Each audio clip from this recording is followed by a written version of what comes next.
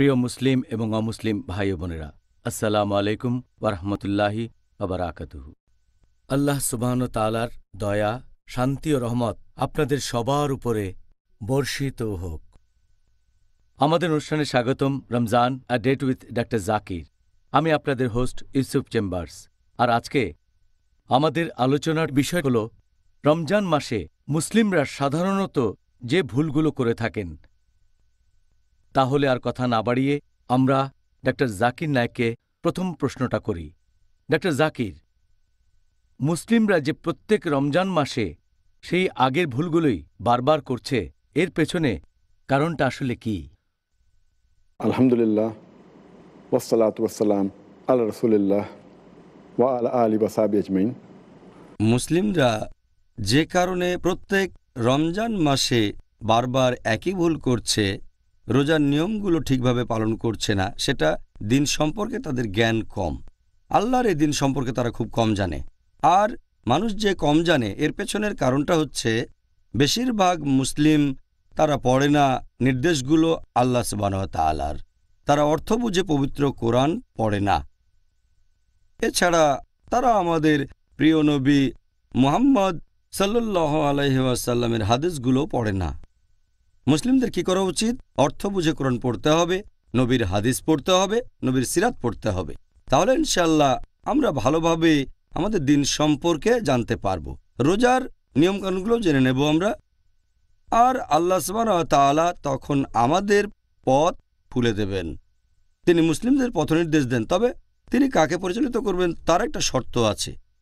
আল্লাহ পবিত্র কোরআনে বলেছেন, সূরা আনকাবুত অধ্যায় নম্বর ২৯ আয়াত ৬৯ বলা হয়েছে যে যারা সংগ্রাম করে আল্লাহ সুবহানাহু ওয়া তাআলার পথে, যারা করে জিহাদ ফি সাবিলিল্লাহ, আল্লাহ সুবহানাহু ওয়া তাআলা তাদের জন্য পথ খুলে দেন।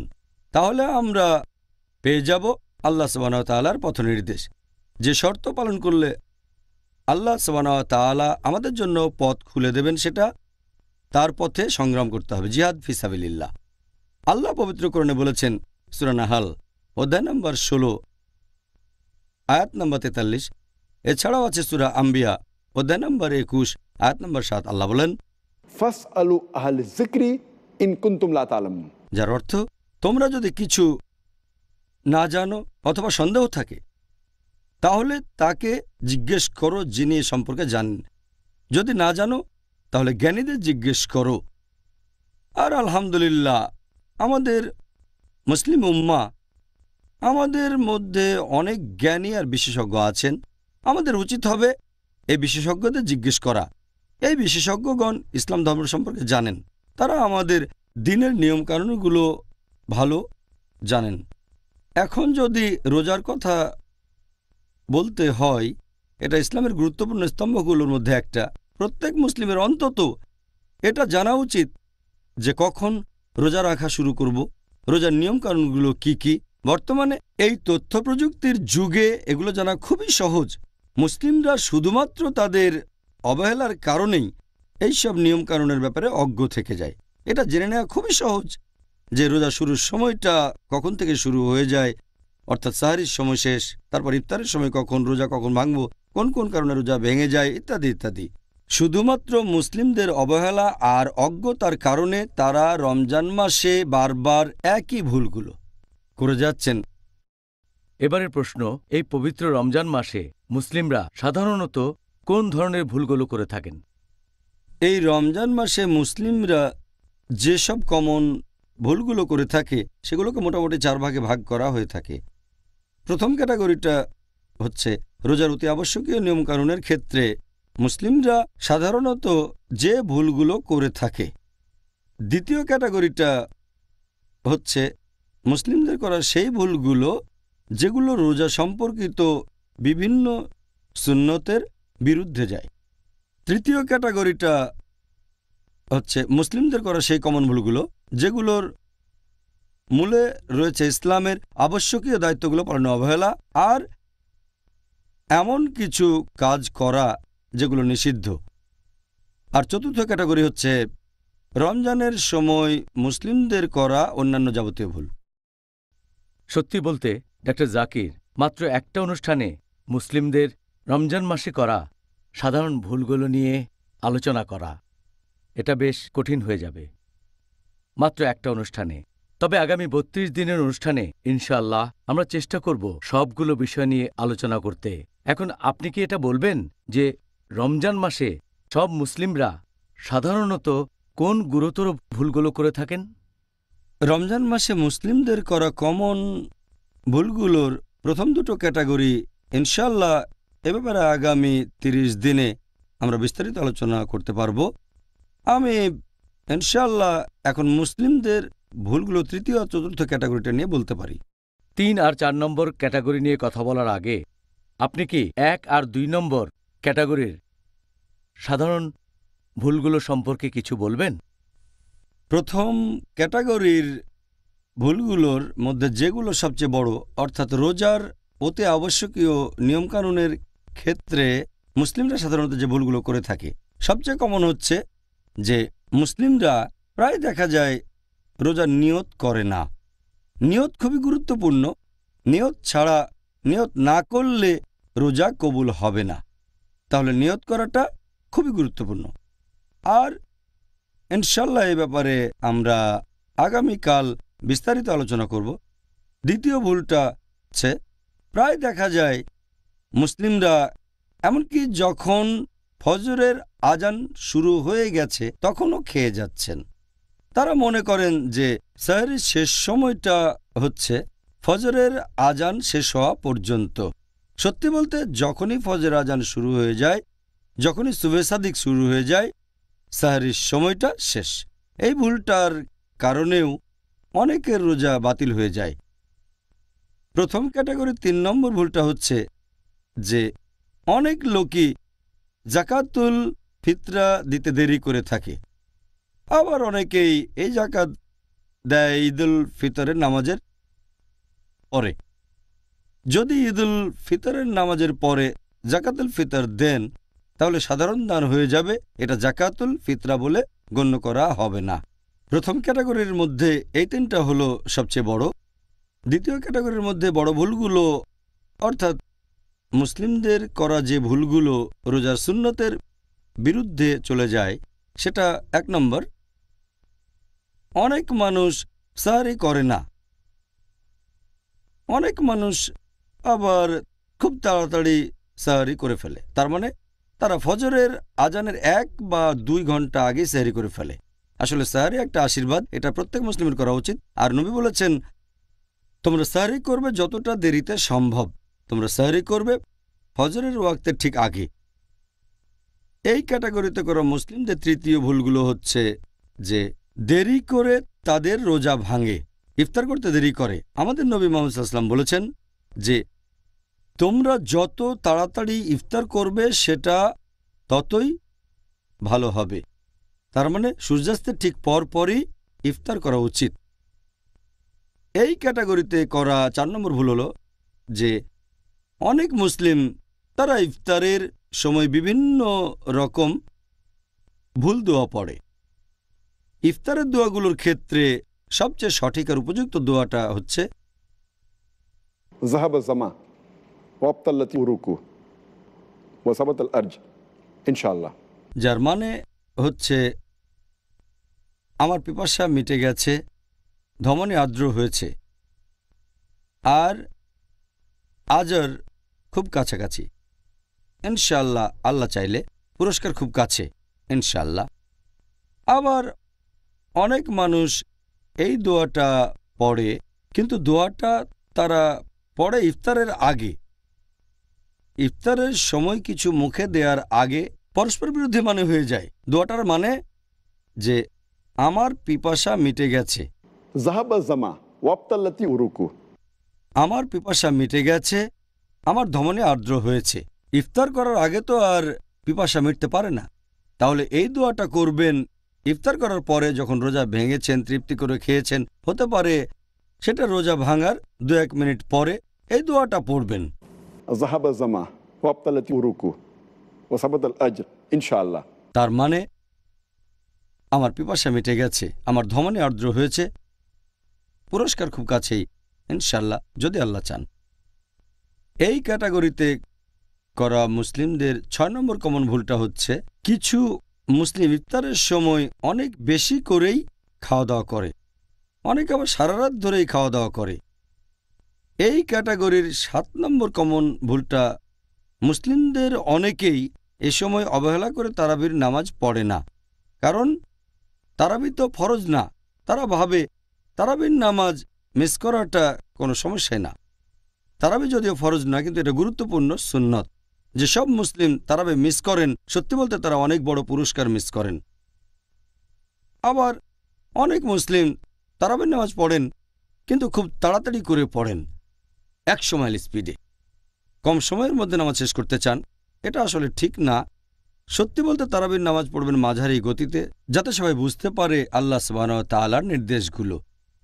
এই ক্যাটাগরির 9 নম্বর ভুলটা হচ্ছে যারা মসজিদে ইতিকাফ করতে যান, তাদের অনেকেই ইতিকাফের সময় গল্পগুজব করেন। ব্যাপারটার জন্য এই সময় বন্ধুবান্ধবের সাথে আড্ডা দেবেন, এটা নবীর সুন্নতের বিরুদ্ধে যায়। 10 নম্বর কমন ভুলটা হচ্ছে অনেক মুসলিমই মনে করেন যে লাইলাতুল কদর রমজান মাসে 27 রোজার রাতটাই হতে পারে, আর তারা শুধুমাত্র সেই রাতেই আল্লাহ তাআলার ইবাদত করে থাকেন। সত্যি বলতে আমাদের নবী মুহাম্মদ সাল্লাল্লাহু আলাইহি ওয়াসাল্লাম বলেছেন, তোমরা লাইলাতুল কদরকে খুঁজবে রমজান মাসের শেষ 10 দিনের বেজোড় রাত্রিগুলোতে। লাইলাতুল কদর শেষ 10 দিনে, তাহলে লাইলাতুল কদর হতে পারে 21 রোজার রাত, অথবা 23 রোজা, 25 রোজা, 27 রোজা বা 29 রোজা। মুসলিমরা অনেকেই সাধারণত এই ভুলটা করে থাকে। 11 নম্বর কমন ভুলটা যে মুসলিমরা রমজান মাসে এমন কিছু কাজে ব্যস্ত থাকে যেগুলোর কোনো গুরুত্ব নেই। এই সময়টা আল্লাহর জিকির আর ইবাদতে নিজেকে ব্যস্ত রাখবেন। এই সময়টাতে মুসলিমরা আল্লাহর কাজে ব্যস্ত থাকবেন। ফরজ নামাজ পড়ার পাশাপাশি নফল নামাজ পড়বেন, সুন্নত নামাজ পড়বেন। মুসলিমদের করা 12 নম্বর ভুলটা হচ্ছে মুসলিমরা দোয়া করে না। 13 নম্বর, তারা ক্ষমা প্রার্থনা করে না, এ সময় ক্ষমা চাওয়া উচিত। 14 নম্বর, তারা কোরআন পড়ে না, কোরআন পড়তে হবে যদি আল্লাহ সুবহানাহু ওয়া তাআলার আশীর্বাদ চান। এরপর 15 নম্বর হচ্ছে তারা রোজা রাখে, এজন্য তারা ক্ষুধার্ত থাকে, কিন্তু তারা মানসিকভাবে রোজার জন্য প্রস্তুত থাকে না, আর এই সময় তারা শুধু ক্ষুধার্তই থাকে। এতে করে রোজা রাখার প্রধান উদ্দেশ্যটা তাকওয়া অর্জন করা পূরণ হয় না। সংক্ষেপে এগুলো দ্বিতীয় ক্যাটাগরির ভুল। ডক্টর জাকির, এবারে আপনি কি আমাদের 3 নম্বর ক্যাটাগরির যে ভুলগুলো সে সম্পর্কে সংক্ষেপে কিছু বলবেন? রমজান মাসে মুসলিমদের করা ভুলগুলোর তৃতীয় ক্যাটাগরি, অর্থাৎ ইসলাম ধর্মের আবশ্যক বা ফরজ কাজগুলোর প্রতি অবহেলার কারণে যে ভুলগুলো, এর একটা যে মুসলিমদের অনেকেই সারা রাত জেগে থাকে, তারপরে তারা সাহরি করে, আর এই মানুষগুলো ফজরের নামাজ পড়ে না। ফজরের নামাজ মিস করা একটা গুনাহ। অনেকে এমনটা করে, সারা রাত জেগে থাকে, সারাদিন ধরে ঘুমায়, এভাবে জোহর আর আসরের নামাজও মিস করে ফেলে। এটা বেশ বড় গুনাহ। আশীর্বাদ পেতে চাচ্ছেন, কিন্তু আবশ্যক কাজটা বাদ দিয়ে দিচ্ছেন, যেটা পুরোপুরি নিষিদ্ধ। আবার অনেক মুসলিম জাকাত দেয় না, যদিও তাদের জাকাত দেওয়া উচিত। জাকাত হলো ইসলামের একটা অংশ। এখন যেসব মুসলিমের সঞ্চয়ের পরিমাণ নিসাব লেভেলের উপরে, তার মানে যাদের সঞ্চয় 85 গ্রাম স্বর্ণের চেয়ে বেশি, তারা প্রতি হিজরি বছরে এই উদ্বৃত্ত সম্পদের 2.5% দান করবে, এটাকে জাকাত বলে। এই ক্যাটাগরির চতুর্থ ভুলটা হচ্ছে অনেক মুসলিমই জাকাত দেন, তবে সঠিকভাবে জাকাতটা হিসেব করে দেন না।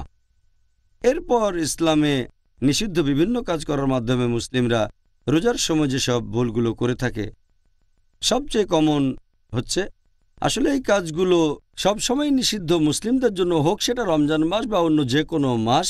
তবে রোজার সময় বেশি সাবধান থাকবেন যেন এই কাজগুলো সারা জীবনে কখনো না করেন, আর রমজানে আরও বেশি সাবধান থাকবেন। সবচেয়ে কমন 1 নম্বর অনেক মুসলিমই পেছন থেকে নিন্দা করে, মিথ্যা কলঙ্ক ছড়ায়। পেছনে নিন্দা করা খুব বড় গুনাহ।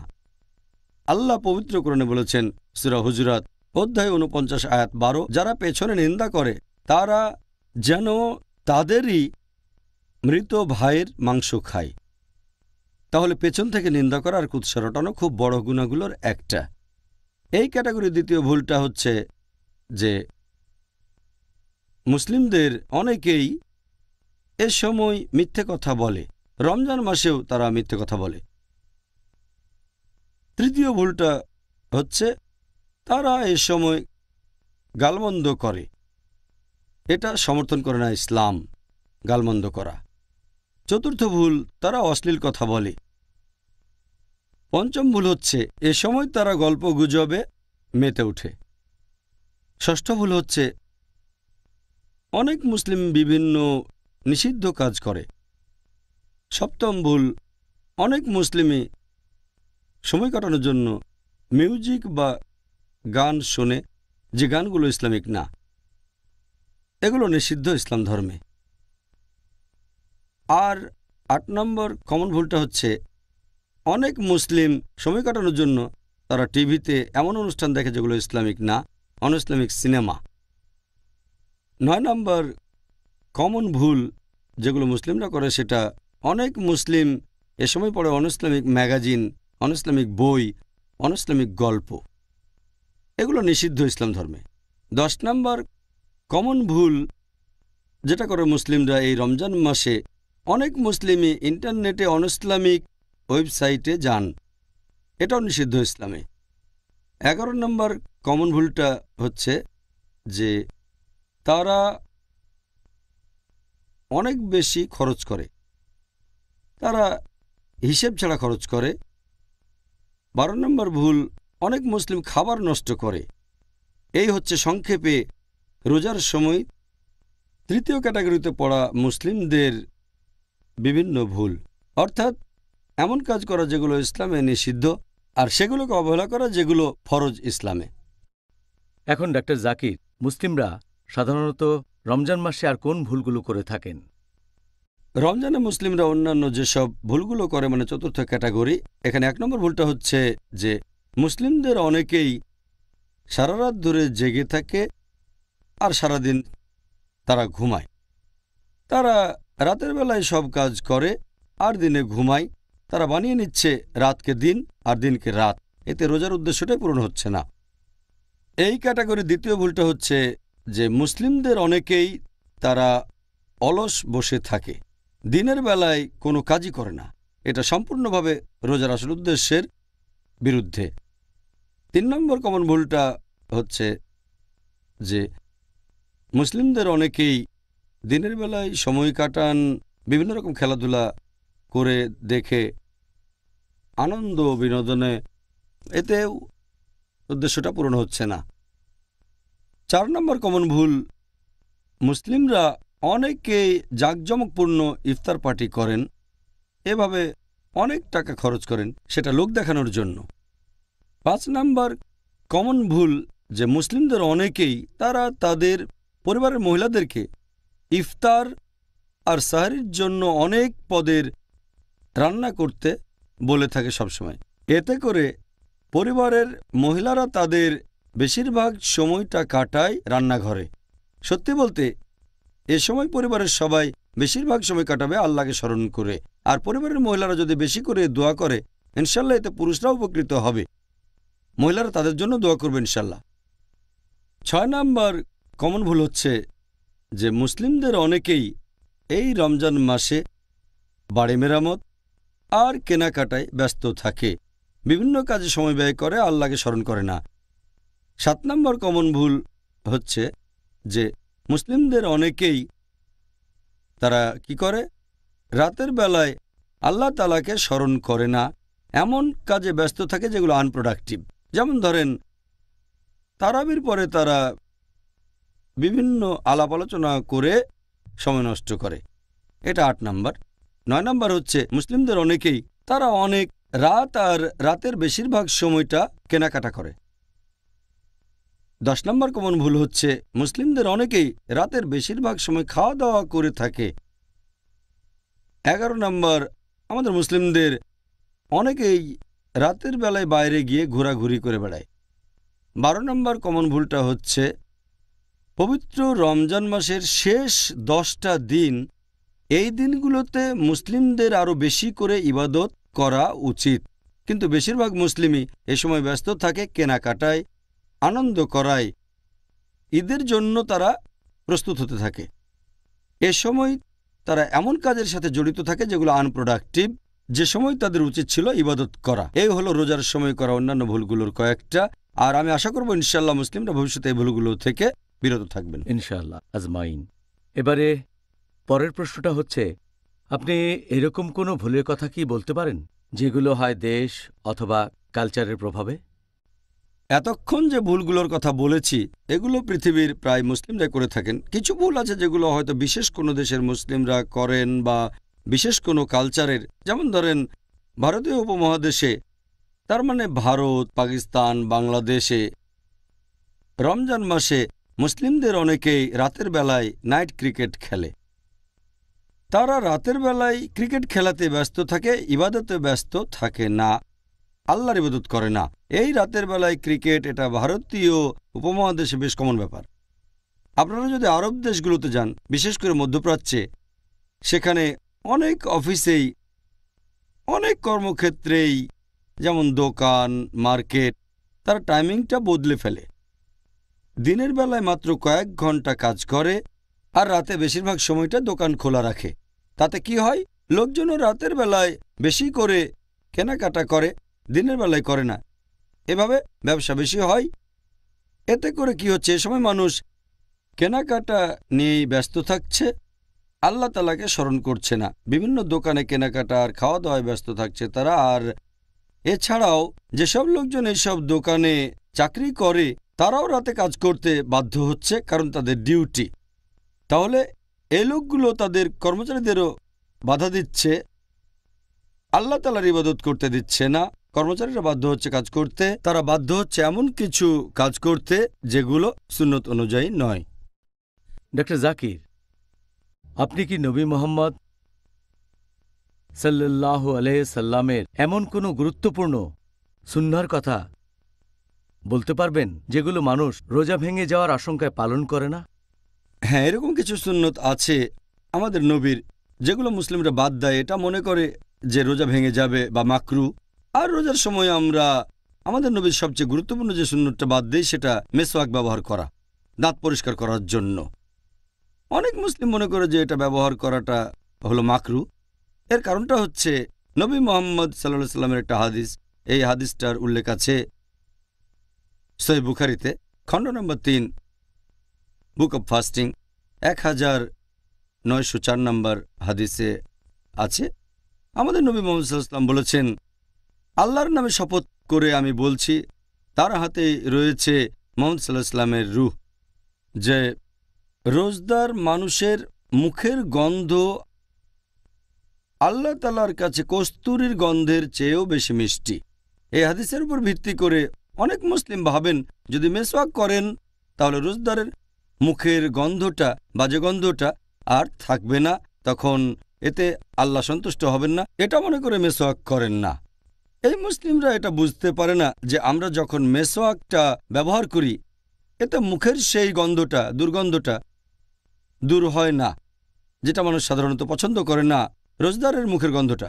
মেসওয়াক মূলত গাম পরিষ্কার করে, দাঁত পরিষ্কার রাখে, এতে করে দাঁত সুস্থ সবল থাকে, কিন্তু এতে দুর্গন্ধটা দূর হয় না, বিশেষ করে যদি সেই লোক রোজা রেখে থাকে।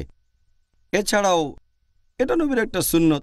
নবী মুহাম্মদ সাল্লাল্লাহু আলাইহি সাল্লাম তিনি বলেছেন, এটা আছে সহিহ বুখারীতে, খণ্ড নম্বর 2, হাদিস নাম্বার 887। আমাদের নবী মুহাম্মদ সাল্লাল্লাহু আলাইহি সাল্লাম বলেছেন যে যদি এটা আমার উম্মতদের জন্য কঠিন না হতো তাহলে প্রত্যেক নামাজের আগে আমি তাদের জন্য এই মেসওয়াক ব্যবহার করাটা বাধ্যতামূলক করে দিতাম। যেমন অজুর সময় মেসওয়াক ব্যবহার করা, নামাজ পড়ার আগে যেমন অজু করতে হয়, ঠিক তেমনি যদি উম্মতদের জন্য কঠিন না হয়ে যেত তাহলে নবী মেসওয়াক করাটাও আবশ্যক করে দিতেন। তিনি এখানে কোনো রকম ব্যতিক্রমের কথা বলেননি। সেরকম হলে তিনি বলতেন মেসওয়াক তাদের জন্য আবশ্যিক করে দিতাম শুধু রমজান মাস বাদে। এই গুরুত্বপূর্ণ সুন্নাহ এটা যদি রোজার সময় মাকরু হতো অথবা রোজা ভেঙে যেত তাহলে নবী আমাদের অবশ্যই জানাতেন।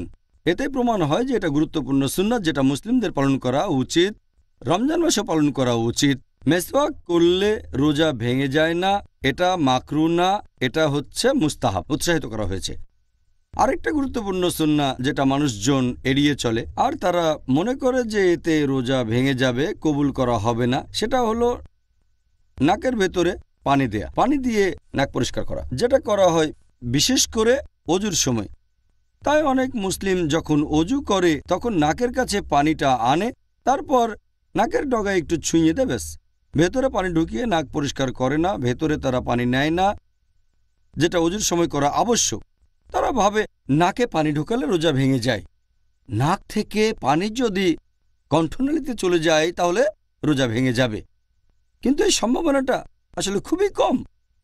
আমাদের নবী মুহাম্মদ সাল্লাল্লাহু আলাইহি ওয়াসাল্লাম বলেছেন, এটা একটা সহিহ হাদিস, সুনান আবু দাউদ খণ্ড নম্বর 2 হাদিস নাম্বার 2360। আমাদের নবী বলেছেন, যখন তোমরা অজু করবে নাক দিয়ে বেশি করে পানি নাও, শুধু রোজার সময় বাদ। তাহলে অন্য সময়ে অজু করলে নাকে বেশি করে পানি নিতে হবে, শুধু রোজার সময়টা বাদে। কারণ রোজা রেখে যদি বেশি করে পানি নেন তাহলে সম্ভাবনা যদিও খুবই কম যে পানি কণ্ঠনালীতে গিয়ে রোজা ভেঙে যাবে। তবে এমনিতে যদি নাকের ভেতরে পানি নেন, সাধারণত কণ্ঠনালীতে পানি যায় না। তাই রোজার সময় আমাদের শুধু খেয়াল রাখতে হবে নাক দিয়ে বেশি পানি নেব না, তবে অজুর সময় নাকে পানি নিয়ে পরিষ্কার করতে হবে। এটাও গুরুত্বপূর্ণ সুন্নত যেটা অনেক মুসলিমই করে না, এটা থেকে বিরত থাকে, বিশেষ করে অজুর সময়। নবী এখানে পরিষ্কারভাবে বলেছেন যে রোজার সময়টা বাদে। মেসওয়াকের ব্যাপারে তিনি বলেছেন, আমি আবশ্যিক করে দিতাম যদি এটা আমার উম্মার জন্য কঠিন না হতো। এখানে যেহেতু রোজার কথা বলা হয়নি, তার মানে রোজা রেখেও মেসওয়াক করতে পারেন। আর রোজার সময় নাক দিয়ে বেশি পানি নেবেন না, তবে এ সময় নাকের ভেতরে পানি দিয়ে নাক পরিষ্কার করবেন। এই দুটো গুরুত্বপূর্ণ সুন্নাত অনেক মুসলিমই অজ্ঞতার কারণে রোজার সময় এগুলো পালন করে না। ডাক্তার জাকির, পরের প্রশ্ন, এটা খুব কমন প্রশ্ন, আর আমি নিজেও এই প্রশ্নের উত্তরটা জানতে চাই যে যদি শয়তানরা সবাই রমজান মাসে শেকলে বাধা থাকে তাহলে মানুষ কিভাবে এই সময়েও বিভিন্ন পাপ কাজ করে? আমিও একমত যে এটা একটা কমন প্রশ্ন। আমার মনে আছে অনেক বছর আগে যখন স্কুলে পড়তাম, হাদিসটা তখন শুনেছিলাম যে রমজান মাসে শয়তান শেকলে বাঁধা। তখনই আমার মাথায় এই প্রশ্নটা একবারে সঙ্গে সঙ্গে এসেছিল, আর প্রশ্নটা অনেক মুসলিমের মাথাতেই আসবে। অনেক অমুসলিমও ভাববে যে যদি শয়তান শেকলে বাঁধা থাকে তাহলে কিভাবে মানুষ রমজান মাসে গুনার কাজ করে। এটা আমাদের নবী সাল্লাল্লাহু আলাইহি ওয়াসাল্লামের একটা হাদিস, আমি আগেও বলেছি। সহিহ হাদিস আছে মুসনাদ আহমদে খণ্ড নম্বর 2 পৃষ্ঠা নম্বর 230, হাদিস নাম্বার 7148। এছাড়াও এই হাদিসটা আছে সুনান আন-নাসাইতে অধ্যায় নম্বর 5 হাদিস নাম্বার 2106। এখানে আমাদের নবীজি বলেছেন যে তোমরা সবাই শোনো, রহমতের মাস রমজান তোমাদের সামনে এসেছে।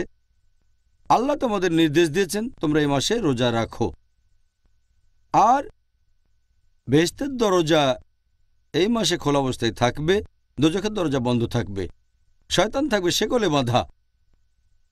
এই মাসের একটা রাত 1000টা মাসের চেয়েও উত্তম। আর যে ব্যক্তি এই মাসের রহমত থেকে বঞ্চিত হয় সে আসলে হতভাগ্য মানুষ। এখন এই হাদিসে পরিষ্কার করে বলা হয়েছে যে রমজান মাসে শয়তান শেকলে বাঁধা থাকবে। প্রশ্নটাও বেশ লজিক্যাল, শয়তান যদি শেকলে বাঁধা তাহলে মানুষ কেন এমন পাপ কাজ করে থাকে? এখানে একটা কথা বলবো, এটা সবাইকে বুঝতে হবে যে শয়তান যখন শেকলে বাঁধা তার মানে এই না যে শয়তান শেষ হয়ে গেছে বা মেরে ফেলা হয়েছে, এখনো আছে, তবে শেকলে বাঁধা, মেরে ফেলা হয়নি। তাদের ক্ষমতা এখনো আছে, তবে তীব্রতা অনেক কম। ভালো করে বোঝার জন্য একটা উদাহরণ দিচ্ছি আমি, যে ধরেন একটা সিংহ অথবা বাঘ মুক্ত থাকলে সম্ভাবনা বেশি আপনাকে মেরে ফেলবে, বিপদে পড়তে পারেন। কিন্তু যদি সেই সিংহ অথবা বাঘটাকে শেকলে বাঁধা হয়, আপনি নিরাপদ। ততক্ষণই নিরাপদ থাকবেন যতক্ষণ নিরাপদ দূরত্ব বজায় রাখবেন। বাঘটাকে শেকলে বাঁধার পর আপনি যদি তার খুব কাছে আসেন তাহলে সম্ভাবনা থাকে যে আপনাকে মেরে ফেলবে। যদি শেকলে বাঁধা বাঘ থেকে নিরাপদ দূরত্ব বজায় রাখেন, নিরাপদে থাকবেন। একইভাবে রমজান মাসে যদি শয়তান থেকে দূরে থাকেন, নিরাপদে থাকবেন আপনি। পবিত্র কোরআনে দেখবেন আল্লাহ বলেছেন সূরা বাকারা অধ্যায় নম্বর 2 আয়াত নম্বর 168, তোমরা খুতুওয়াতুশ শয়তান সম্পর্কে সাবধান হও, শয়তানের পদাঙ্ক অনুসরণ করো না, নিশ্চয়ই সে তোমাদের জন্য এক প্রকাশ্য শত্রু। আল্লাহ তাআলা পবিত্র কোরআনে অনেক জায়গাতে বলেছেন তোমরা শয়তানের পদচিহ্নের ব্যাপারে সাবধান থাকো। আল্লাহ এই কথা বলেননি যে শয়তান থেকে সাবধান হও, কারণ সাধারণ মুসলিম, গড়পড়তা মুসলিম যাদের মোটামুটি ঈমান আছে, যদি সামনে শয়তানকে দেখে তারা সাবধান হয়ে যাবে। যেমন ধরেন কোনো একজন তরুণী মেয়ে, সে আসলো একটা সাধারণ মুসলিম তরুণ ছেলের কাছে যার ঈমান মোটামুটি। যদি মেয়েটা তাকে বলে যে চলো আমরা একসাথে রাত কাটাই, ছেলেটা বলবে একসাথে রাত কাটাবো একটা মেয়ের সাথে, এটা হারাম, এটা তো জেনা। সে তক্ষুনি প্রত্যাখ্যান করে দেবে। কিন্তু সেই একই মেয়ে যদি পরে সেই ছেলেটাকে ফোন করে তার সাথে কথা বলে, তখন সেই ছেলেটা ভাববে যে ফোনে একটা মেয়ের সাথে কথা বলবো, কোনো সমস্যা নেই, আমি তো শুধু একটা মেয়ের সাথে কথা বলবো। তারপর মেয়েটা বলল চলো কোনো ফাস্টফুডে গিয়ে আমরা খাই, ম্যাকডোনাল্ডসে বা কেন্টাকি ফ্রাইড চিকেনে, ফাস্টফুড দোকানে। আমি বেশ কিছু সময় ধরে একটা মেয়ের সাথে খাওয়া দাওয়া করবো ম্যাকডোনাল্ডসে, সমস্যা নেই। এভাবে ছেলেটা মেয়েটার সাথে খাওয়া দাওয়া করতে চলে যায় ম্যাকডোনাল্ডসে।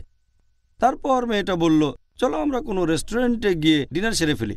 রেস্টুরেন্টে বসে একটা মেয়ের সাথে খাওয়া দাওয়া করবো মাত্র কয়েক ঘন্টার জন্য, কোনো সমস্যা নেই। তারপর মেয়েটা বলল চলো আমরা একসাথে রাত কাটাই, তখন ছেলেটা বলবে একটা মেয়ের সাথে রাত কাটাবো, কোনো সমস্যা নেই। এটাই হলো খুতুওয়াতুশ শয়তান, শয়তানের পায়ের চিহ্ন। এ কথাটা কোরআনে বলা নেই, উদাহরণটা আমার নিজের বানানো। তাহলে আল্লাহ তাআলা আমাদের নির্দেশ দিয়েছেন খুতুওয়াতুশ শয়তানের ব্যাপারে সাবধান থাকো। শয়তানের পায়ের চিহ্ন, যদি শয়তান সরাসরি সামনে আসে কোনো সাধারণ মুসলিমের সামনে যার ঈমান আছে, সে সাবধান হয়ে যাবে, সেখান থেকে পালিয়ে যাবে। কিন্তু খুতুওয়াতুশ শয়তান এটা হচ্ছে খুবই বিপজ্জনক। তাই আমরা বুঝতে পারছি শয়তান যখন শেকলে বাঁধা, তার পদচারণা তখন সীমিত জায়গা, তাই অনেক পাপেরই সম্ভাবনা তখন কম। তবে যদি আমরা তার কাছে চলে যাই তাহলে সম্ভাবনা আছে তার দ্বারা প্রভাবিত হয়ে আমরা পাপ কাজ করে বসব, গুনাহ করব। তাই আমাদের সাবধান থাকতে হবে যে রমজান মাসে যদি দূরত্ব বজায় রাখি তাহলে পাপ কাজ করার সম্ভাবনা কম। কিন্তু যদি শয়তানের কাছে চলে যায়, সে যদিও শেকলে বাঁধা, যেমন শেকলে বাঁধা অবস্থাতেও বাঘ চলাফেরা করতে পারে, শয়তানও ঠিক সেরকম। আমি ব্যাপারটা এইভাবেই দেখি। আমাদের নবী বলেছেন শয়তান শেকলে বাঁধা, তারপরও চলাফেরা করে, তবে দূরে থাকতে হবে। যদি দূরত্ব বজায় রাখি তাহলে নিরাপদে থাকব। আর আমার মতে দ্বিতীয় কারণটা হচ্ছে যে এই পবিত্র রমজান মাসে যদিও শয়তান শেকলে বাঁধা, আমরা এটা ভুলে যাই যে বাকি 11টা মাস মুক্ত থাকে। আর এই 11 মাসে শয়তান মানুষকে যেভাবে প্রভাবিত করে সেটার প্রভাব আর ফলাফলটা রমজান মাসেও কিছুটা দেখা যায়। আপনাদের বোঝার সুবিধার জন্য আমি একটা উদাহরণ দিচ্ছি যে অনেক ড্রাগ ব্যবসায়ী যারা তাদের কাস্টমারদের বেছে নেয় কলেজ বা ভার্সিটির তরুণদের, প্রথম দিকে তারা কি করে, ড্রাগস ফ্রি দিয়ে দেয়। এভাবে তরুণদের ড্রাগস দিয়ে লোভ দেখায়, আর কিছুদিন পার হয়ে গেলে সামান্য টাকার বিনিময়ে ড্রাগস বিক্রি করে থাকে। এরপরে চার্জ করা শুরু করে অনেক বেশি বেশি। তবে ততদিনে তরুণরা সে ড্রাগসে আসক্ত হয়ে গেছে। যদি সে ড্রাগস ডিলার সেখানে নাও থাকে, তারা খুঁজে বের করবে তাকে, যেখানে থাকুক খুঁজে বের করবে, কারণ ড্রাগস তখন লাগবে। এরপর যদি সেই ড্রাগস ডিলার বা সেই ড্রাগ ব্যবসায়ী জেলখানার মধ্যেও বন্দী থাকে, তাহলে তারা অন্য ড্রাগস ডিলার খুঁজে বের করে নেবে, অথবা কেমিক্যাল শপে গিয়ে বিভিন্ন ওষুধ কিনে খেয়ে দেখবে তারা তো আসক্ত হয়ে গেছে। তাহলে এই লোকগুলো যারা ড্রাগসে আসক্ত হয়ে গেছে, অথবা বলা যায় শয়তান আসক্ত হয়ে গেছে, যদিও শয়তান সেগুলো বাধা, তার প্রভাবটা রয়ে গেছে।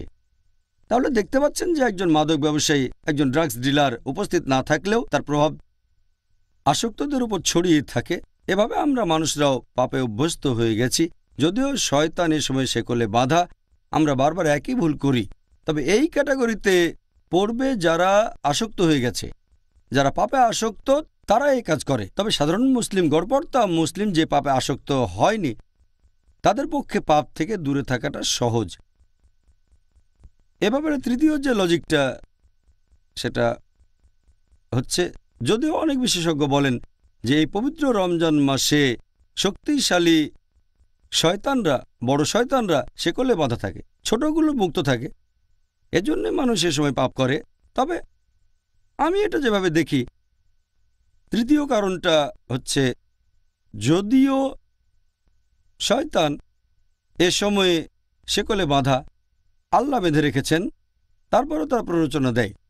শয়তানরা যেভাবে মানুষকে তার কাছে নিয়ে আসে, তার একটা হলো কুমন্ত্রণা দেওয়া, প্ররোচিত করা। আল্লাহ পবিত্র কোরআনে বলেছেন, আছে সূরা নাস অধ্যায় নম্বর 114 আয়াত 1 থেকে 6, কুল আউযু বিরাব্বিন নাস মালিকিন নাস ইলাহিন নাস মিন শাররিল ওয়াসওয়াসিল খান্নাস আল্লাযী ইউওয়াসওয়িসু ফি সুদুরিন নাস মিনাল জিন্নাতি ওয়ান নাস। তারা মানুষের মনের ভেতরে কুমন্ত্রণা দিয়ে তারপর বেরিয়ে যায়। তাদের মধ্যে রয়েছে জিন আর মানুষ। এখানে পবিত্র কোরআন আসলে শয়তানের কথা বলছে, যারা মানুষের মনে কুমন্ত্রণা দিয়ে তারপর বেরিয়ে যায়। আর এই সব শয়তানের মধ্যে রয়েছে জিন আর আছে মানুষ। তাহলে হয়তো আল্লাহ সুবহানাহু ওয়া তাআলা সেগুলো আটকে রেখেছেন সেই শয়তানদের যারা জিন, কিন্তু মানুষরা তো থাকে মুক্ত অবস্থায়। তাহলে শয়তানদের মধ্যে যারা জিন তারা আটক থাকে, তবে শয়তান তো মানুষের মধ্যেও রয়েছে। আল্লাহ সে কথাই বলেছেন, আমরা মুক্ত অবস্থায় থাকি। তবে এর পাশাপাশি শয়তানের কুমন্ত্রণার ব্যাপারে আমাদের সাবধান থাকতে হবে। ওয়াসওয়াসা, এই ওয়াসওয়াসা আমাদের বিভিন্ন পাপ কাজ করতে উৎসাহিত করে থাকে। রোজার সময় আমাদের অনেকে পাপ করে, কিন্তু সম্ভাবনাটা কম। আর এছাড়াও এই হাদিসে পরিষ্কার করে বলা হয়েছে যে আল্লাহ তোমাদের নির্দেশ দিয়েছেন তোমরা রোজা রাখবে, আর শুধু রোজা রাখলেই, আমার মত অনুযায়ী, শয়তানেরা শেকলে বাঁধা থাকবে। আমি সেই শয়তানের কথা বলছি যারা কুমন্ত্রণা দেয়। তাহলে নবী বলেছেন তোমরা রোজা রাখো, আল্লাহ তোমাদের নির্দেশ দিয়েছেন। শয়তান এ সময় শেকলে বাঁধা থাকবে। তাহলে শয়তান যে কুমন্ত্রণা দেবে, আপনি রোজা রাখলে তারা সেটা করতে পারবে না। শয়তানের কাছ থেকে দূরে থাকতে হলে আমরা রোজা রাখব। যদি নিয়ত করে রোজা রাখেন আল্লাহর কাছ থেকে পুরস্কারের আশায়, তাহলে এই শয়তান প্ররোচিত করতে পারবে না। আর এটা লজিক দিয়েও প্রমাণ করা যায়। যদি চেক করে দেখেন যে এই সময়ে মুসলিম দেশগুলোতে অপরাধের হার কেমন, দেখবেন রমজানে কম। তবে অমুসলিম দেশগুলোতে অপরাধের হারটা একই রকম থাকে। এর কারণ হলো, যেহেতু তারা রোজা রাখে না অমুসলিমরা, তাই শয়তান তাদের প্রভাবিত করতে পারে। যেহেতু মুসলিমরা রোজা রাখে, অবশ্য সবাই না, তবে বেশিরভাগই রোজা রাখে, অথবা বলা যায় অনেকেই রাখে। আর এই কারণেই রমজান মাসে মুসলিম দেশগুলোতে অপরাধের হার কম থাকে অন্যান্য অমুসলিম দেশগুলোর তুলনায়। আর অমুসলিম দেশগুলোতে অপরাধের হার আগের মতোই থাকে। এতেই প্রমাণ হয় যে এমন না হলে অমুসলিমরা অনেক কম পাপ করত। তাহলে শর্তটা হচ্ছে আমরা সবাই রোজা রাখব সঠিকভাবে আল্লাহ সুবহানাহু ওয়া তাআলার খাতিরে। এবারে শেষ প্রশ্ন। আপনি নবী মুহাম্মদ সাল্লাল্লাহু আলাইহি সাল্লামের হাদিস সম্পর্কে যে কথা বললেন, এটা সেই প্রসঙ্গে যে রমজান মাসে বেহেশতের দরজা খোলা থাকে আর দোজখের দরজা বন্ধ থাকে। তার মানে কি এই যে আমরা এই পবিত্র মাসে মারা গেলে বেহেশতে যেতে পারব? এই প্রশ্নটাও একই হাদিসের ব্যাপারে, একই হাদিস যেটার উল্লেখ করা হয়েছে মুসনাদ আহমদে, খণ্ড নম্বর 2, পৃষ্ঠা নম্বর 230, হাদিস নাম্বার 7148। এছাড়াও এটার উল্লেখ আছে সুন্নান আল নিসাইতে, অধ্যায় নম্বর 5, হাদিস নম্বর 2106। একই হাদিস নবী বলেছেন, লোকজনের উদ্দেশ্যে বলেছেন যে রহমতের মাস তোমাদের সামনে, আল্লাহ তোমাদের নির্দেশ দিয়েছেন তোমরা এই মাসে রোজা রাখবে। এই পবিত্র মাসে বেহেশতের দরজা খোলা থাকবে আর দোজখের দরজা বন্ধ থাকবে। শয়তান থাকবে শেকলে বাঁধা। এই মাসের একটা রাত আসবে, সেটা 1000 মাসের চেয়েও অধিক উত্তম। আর যে লোক এই মাসের আশীর্বাদ থেকে বঞ্চিত হবে সে আসলে একজন হতভাগ্য মানুষ। এখান থেকেই প্রশ্নটা এসেছে, যেহেতু বেহেশতের দরজা এই সময় খোলা থাকে আর দোজখের দরজা বন্ধ থাকে, তাহলে এ মাসে কেউ মারা গেলে তো বেহেশতেই চলে যাবে, কারণ দোজখের দরজা তখন বন্ধ থাকে, বেহেশতের দরজা খোলা। তার মানে কি এই যে এই মাসে কোনো অমুসলিম মারা গেলে সেও বেহেশতে চলে যাবে? এই প্রশ্নটার উত্তর হচ্ছে, নবী যখন বলেছেন যে বেহেশতের দরজা এই মাসে খোলা থাকে, তার মানে বেহেশত আমাদের আমন্ত্রণ জানাচ্ছে ভেতরে প্রবেশ করার জন্য। তার মানে হচ্ছে যদি কোনো ছোট কাজ করেন আল্লাহ আপনার পুরস্কারটা বহুগুণ বাড়িয়ে দেবেন, আর নবী বলেছেন সবাই পুরস্কার পাবে 10 গুণ বেশি। আর এই রমজান মাসে বেহেশতে প্রবেশ করা খুবই সোজা। নবী যখন বলেছেন যে দোজখের দরজা বন্ধ থাকবে, তার মানে এই মাসে দোজখে প্রবেশ করাটা কঠিন। কেন? কারণ মানুষের তাকওয়া বৃদ্ধি পায়, তাই মানুষের পাপ করার সম্ভাবনাটাও কমে যায়। আর এছাড়াও যদি রমজান মাসে আপনারা সব দিনগুলোতেই রোজা রাখেন, আল্লাহর পুরস্কারের আশা করেন, তাহলে অতীতের সব গুনাহ ক্ষমা করা হবে। তাই রোজার মাসে যদি পুরো মাস রোজা রাখেন কেউ, আল্লাহর পুরস্কারের আশায় তার অতীতের সব গুনাহ ক্ষমা করে দেওয়া হবে। এখন অতীতের পাপ ক্ষমা করা হলে দোজখে যাওয়ার সম্ভাবনাটা তো শূন্য হয়ে যায়। তবে আমাদের বুঝতে হবে যে কাজ করলে বেহেশতের দরজা খোলা থাকবে আর দোজখের দরজা বন্ধ থাকবে সেটা আপনাকে রোজা রাখতে হবে। আর এছাড়াও বেহেশতে যেতে গেলে আপনার টিকিট লাগবে। বেহেশতের টিকিটের কথা কোরআনে সূরা আসরে বলা হয়েছে, অধ্যায় নম্বর 103 আয়াত 1 থেকে 3। আল্লাহ বলেছেন, ওয়াল আসর ইন্নাল ইনসানা লাফি খুসর ইল্লাল্লাযিনা আমানু ওয়া আমিলুস সলিহাতি ওয়া তাওয়াসাউ বিল হাক্কি ওয়া তাওয়াসাউ বিস সবর। মহাকালের শপথ, মানুষ সবসময় ক্ষতিগ্রস্ত হয় তারা বাদে যাদের ঈমান আছে, যারা সৎ কাজ করে, মানুষকে সত্যের উপদেশ দেয় এবং যারা মানুষকে ধৈর্য আর অধ্যবসায়ের উপদেশ দেয়। এই সূরাটা ইমাম শাফির কথা অনুযায়ী তিনি বলেছেন যে শুধুমাত্র এই একটা সূরা নাজিল হলেও সেটা মানুষজাতির পরিত্রাণের জন্য যথেষ্ট ছিল, এতটা গুরুত্বপূর্ণ। এটাকে বলা হয় রাহে নাজাত, পরিত্রাণ পাওয়ার পথ। কোনো মানুষ জান্নাতে প্রবেশ করতে চাইলে 4টা শর্ত আছে। 1 নম্বর ঈমান, 2 নম্বর হচ্ছে সৎ কাজ করা, তৃতীয় হলো মানুষকে সত্যের উপদেশ দেয়া, আর চতুর্থ মানুষকে ধৈর্য আর অধ্যবসায়ের উপদেশ দেয়া। তাহলে আমরা বুঝতে পারছি যে বেহেশতের দরজা খোলা, কিন্তু দরজা খোলা থাকলেই বেহেশতে যেতে পারবেন না, টিকিট লাগবে। আর টিকিটটা হচ্ছে ঈমান, টিকিট হচ্ছে সৎ কাজ করা, মানুষকে সত্যের উপদেশ দেয়া, ধৈর্য আর অধ্যবসায়ের উপদেশ দেয়া। রোজার মাসে এই টিকিটটা পাওয়া খুবই সোজা, কারণ রমজান মাসে আমাদের ঈমান বেড়ে যায়। এছাড়াও ভালো কাজ করলে পুরস্কার কয়েক গুণ বেড়ে যাচ্ছে। কাজটা সহজ। মানুষকে সত্যের উপদেশ দেবেন, আপনার ধৈর্যের সীমা বাড়বে। তাহলে হাদিসটা বলছে যে রোজার মাসে এটা সহজ, যে ইনশাল্লাহ আপনি বেহেশতে যাবেন, দোজখে যাবেন না। তার মানে এই না যে এই মাসে মারা গেলে প্রত্যেকে বেহেশতে যাবে। এখন যারা অবিশ্বাসী, তাদের তো ঈমান নেই, তারা বেহেশতে যাবে এমন প্রশ্নই আসে না। যদি কেউ বেহেশতে যেতে চায় তার টিকিট লাগবে, আর এই টিকিটের কথা আছে সূরা আসর। এছাড়াও আপনারা যদি হাদিস পড়েন তাহলে দেখবেন যে যদি তোমরা এই মাসে রোজা রাখো, তার মানে নিয়মকানুন মেনে চলতে হবে আর নিষিদ্ধ কাজগুলো থেকে বিরত থাকতে হবে শুধুমাত্র, তাহলে বেহেশতের দরজা খোলা থাকবে আর দোজখের দরজা বন্ধ থাকবে। এই হাদিসে এরপর আরও আছে, এই মাসে রয়েছে একটা রাত যেটা 1000 মাসের চেয়েও অধিক বেশি উত্তম। তার মানে যদি আল্লাহ সুবহানাহু ওয়া তাআলার ইবাদত করেন শুধুমাত্র এই রাতে, সেটা 1000 মাসের চেয়েও উত্তম হবে। সেটা তো 80 বছরের চেয়েও বেশি। চিন্তা করেন, এই একটা রাতে আপনি যে পরিমাণ সওয়াব পেতে পারেন সেটা তো অনেক বেশি। মানুষের গড়ায়ও এখন প্রায় 60 বছর। একটা লাইলাতুল কদর 1000 মাসের চেয়েও উত্তম, সেটা 80 বছরের চেয়েও বেশি। মানুষের গড়ায়ু এর চেয়ে অনেক কম, তাই বেহেশতে যাওয়ার সম্ভাবনাটা বেশি থাকে। এই হাদিসে আরও আছে, যে ব্যক্তি এই মাসের রহমত থেকে বঞ্চিত হবে সে আসলে একজন হতভাগ্য ব্যক্তি। তার মানে প্রত্যেক মানুষই বেহেশতে যাবে না, সব মানুষের জন্য বেহেশতের দরজা খোলা থাকবে না। এটা হচ্ছে শেষ অংশ, খুবই গুরুত্বপূর্ণ।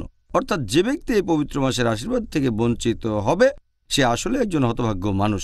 এটা তো মুসলিমদেরই বলা হচ্ছে। যদি কোনো মুসলিম রমজানের উপকারিতা না নিতে পারে আর এভাবে যদি বেহেশত মিস করে তাহলে সে আসলেই খুবই হতভাগ্য মানুষ। এর মধ্যে অমুসলিমরাও পড়বে, তারা আল্লাহর হেদায়েত পায়নি, সেজন্য তারা আসলেই হতভাগ্য। তাহলে ডক্টর জাকির, জাযাকাল্লাহ খায়ের, এই সুন্দর উত্তরের জন্য আপনাকে অনেক ধন্যবাদ। বিশেষ করে বলবো, আপনি শেষ 2টা প্রশ্নের উত্তর খুব সুন্দরভাবে দিয়েছেন। মাশাআল্লাহ, আলহামদুলিল্লাহ।